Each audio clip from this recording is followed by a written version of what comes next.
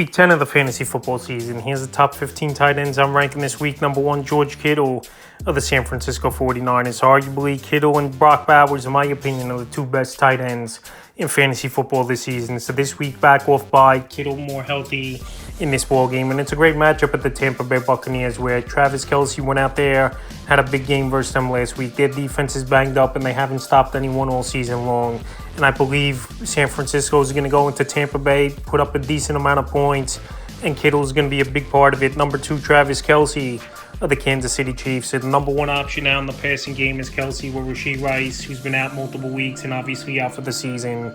And the last 2 games, especially Kelce, the numbers are definitely ticked up for him. So this week, a tougher matchup versus the Denver Broncos. We know their defense has been good for majority of the season, even though last week they gave up 41 points to the Baltimore Ravens. But like I said, when you got Patrick Mahomes as your quarterback, and you and Mahomes have won multiple Super Bowls and one of the best combos in the league, I think Kelce once again this week versus Denver has a good ball game. Number 3, Trey McBride of the Arizona Cardinals. So McBride easily the number 1 option, it looks like, over the last few weeks in the passing game for this Arizona Cardinal team. And he's been consistent as Trey McBride. It seems like he's either scoring a touchdown or getting over 100 yards over the last few weeks. So this week in a matchup versus the New York Jets, where they know they got to put points on the board, where this Jet offense I think is pretty decent, with Garrett Wilson, Devontae Adams, Breece Hall, Aaron Rodgers at the quarterback position. So I think Trey McBride, in a potential high-scoring game between these two teams, could go out there once again, have a top 3 performance. Number 4, Cade Otton of the Tampa Bay Buccaneers. Right now, he's operating as the number 1 option in the passing game, with Mike Evans out 1 or 2 more weeks, Chris Godwin out for the season, and pretty much it's down to Sterling Shepard, Jalen McMillan if he plays in this game, and Trey Palmer as the other option. So Cade Otton, he's always had potential, but now getting more of an expanded role and more targets his way, he's definitely going out there, putting up elite numbers at the tight end position. So if they're trailing early and often, like I think they will as Tampa Bay, I think Cade Otton could be in for a big game, especially in some garbage time. Number 5, Mike Gesicki of the Cincinnati Bengals. So it looks like T. Higgins is going to be out once again here tonight on that Thursday night ball game at the Baltimore Ravens. And when Higgins out of the lineup, the numbers don't lie. Mike Gesicki's gone out there, and he's played a good part for the Cincinnati Bengal team. Last week, a big game, 2 yards receiving and 2 touchdowns. And going back a couple weeks ago, he had 7 catches, 73 yards. So Gesicki's playing good football in this week in a potential shootout at Baltimore. He's a top 5 option. Number 6, Evan Ingram of the Jacksonville Jaguars. So right now, he's pretty much the number 1 and 2 option in this offense for this Jacksonville Jaguar team. We know Christian Kirk out for the season, broken collarbone. Evan Ingram, him and Trevor Lawrence last season, a great rapport. He had over 100 catches on the season. And this week, I know it's a tougher matchup, but it could be a ball game where they're trailing early and often, and Lawrence has to drop back and throw the football 35, 40 times. Evan Ingram, we know he can line up anywhere on the field. We know he's a good yard after catch tight end, and he's got the knack for the end zone as well that can make all the plays. So this week versus Minnesota, even in a tough matchup, I think he could go out there, have a nice ball game. Number 7, Kyle Pitts of the Atlanta Falcons. So Kyle Pitts, it's definitely been an improvement. And this whole offense, the whole year has improved with Kirk Cousins at quarterback compared to Desmond Ridder last season for the majority of the season, and Taylor Heineke. So Kyle Pitts, he's a good tight end.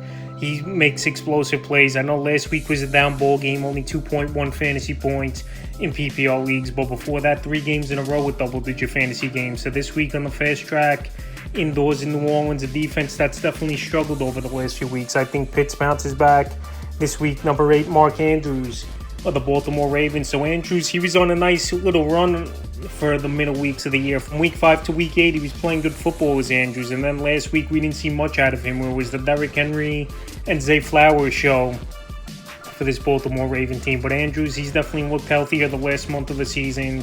This week, a good matchup versus Cincinnati Bengals. Their defense don't stop anyone. And I expect this game's going to be high scoring like it was in their first meeting. Number 9, Dalton Kincaid of the Buffalo Bills. So Kincaid, he's been a solid tight end for the majority of the season. I know he's not going to go out there and have that occasional 25, 30-point fantasy day, but anywhere from 7 to 15 fantasy point range you're going to get from Dalton Kincaid. So he's just a steady tight end, not going to have an over performance, and he's not going to have a low floor where it's like 2 or 3 fantasy points for the most part. So this week in a pretty decent matchup at Indianapolis, where we saw last week Oliver had 60 yards and a touchdown for the Minnesota Vikings. I think Kincaid, it wouldn't be surprising to me if he gets out there 30, 40 yards and finds the end zone. Number 10, Hunter Henry of the New England Patriots. He's the number one option in the passing game.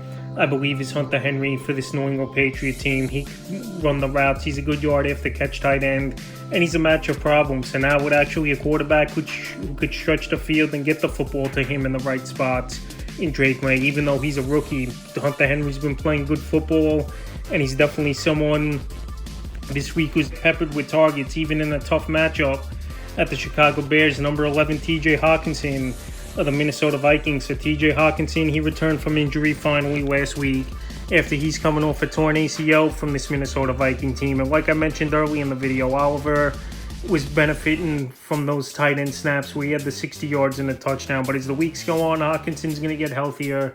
He's going to get more snaps. And this week, it's a decent matchup at Jacksonville. And like I said, if he's playing a limited amount of snaps, I think they use him more in goal line packages at times here as TJ Hawkinson this week. So this week, I don't think his ceiling is high, but his floor could be decent. Number 12, Jake Ferguson of the Dallas Cowboys. Now Cooper Rush in a quarterback. I know Dak and Ferguson had a great rapport last season and this year. And this week, a matchup versus the Philadelphia Eagles, where the Cowboys know they got to score and put points on the board. But it's going to be tough for them, even though I know a few years ago, Rush filled in for Dak when he was injured and went 5-1 on the season. So Ferguson, he's a solid tight end, good yard after catch guy, and pretty solid hands. And this could be a ball game where Dallas is down and they got to try to play catch up in garbage time in this one, where Ferguson could get numbers. Number 13, Sam Laporta of the Detroit Lions. So Laporta, it's been a down year, no doubt about it, for Sam Laporta this season.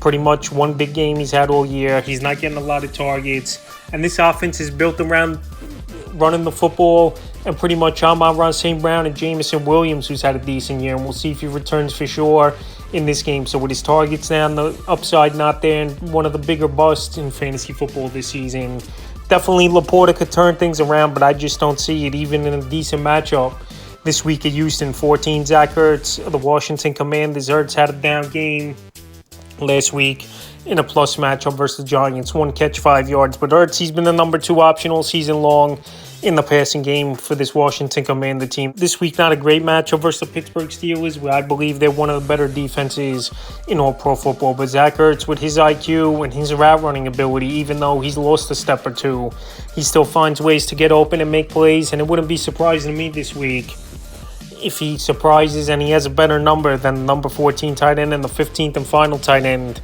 rankings. Taysom Hill of the New Orleans Saints, and now with Dennis Allen out as head coach, I think we're going to see more Hill, especially in goal line packages, because there's some weeks where Hill was playing a lot on goal line, and then weeks you wouldn't see him in the ball game at all. I know he was hurt for a few games, but I'm saying the games he was active and healthy. So this week in a potential high-scoring game once again versus division rival, the Atlanta Falcons, I think Taysom Hill, he's going to get some gadget plays in this ball game.